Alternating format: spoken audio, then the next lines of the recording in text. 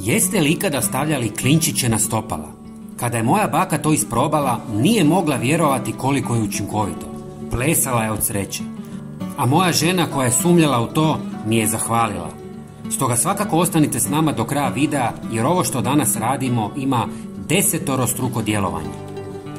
Prvo ćete jednu žlicu klinčića i jednu žlicu mente usitniti u mlincu kako bi dobili fini prah.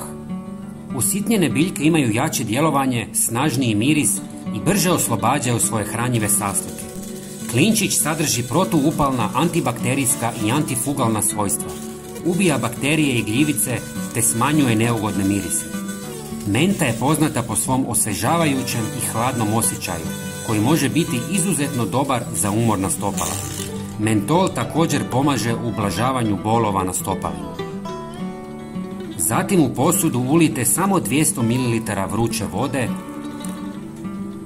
istresite usitnjeni prah i dobro promiješajte kako biste dobili jaki koncentrat.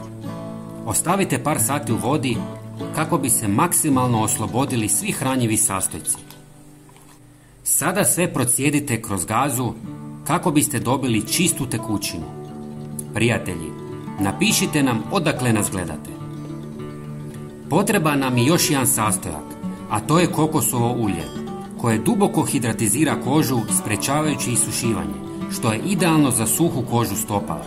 Također, bogato je vitaminom E i masnim kiselinama koje potiču obnovu kože i održavaju njenu elastičnost, čineći stopala mekšima i glatkima. Sve dobro promiješajte i napunite sprej. Sada ste napravili izvanredno sredstvo za kožu i stopala. Osim što će eliminirati sve gljivice i neugodne mirise, vaša stopala će biti svježa, odmorna i lijepo mirisati. Kada skinete cipele, svi će se oduševiti mirisom. Možete koristiti ovu mješavinu na nogama, rukama i koži. Kako biste izbjegli iritacije, preporučujemo da prvo testirate malu količinu na koži, jer reakcije mogu varirati među pojedincima. Ali to nije sve.